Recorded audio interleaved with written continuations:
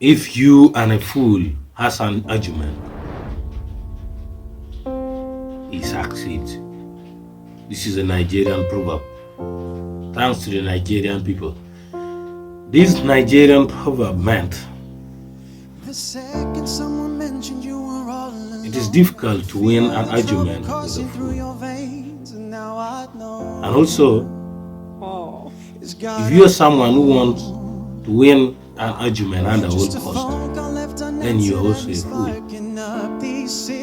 It's about perspective. From the perspective of the person you're talking to, if the person does not want to consider content and understanding, and the sole mission is just to win, at the end of the argument, the person will succeed.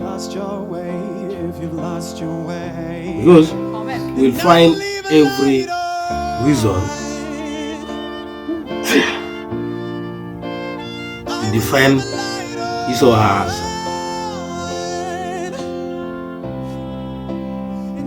That is the meaning of the proverb.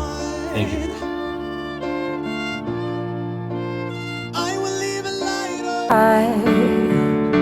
But if you carry on abusing, you'll be robbed from us. I refuse to lose another friend on drugs. Just come on, don't let go.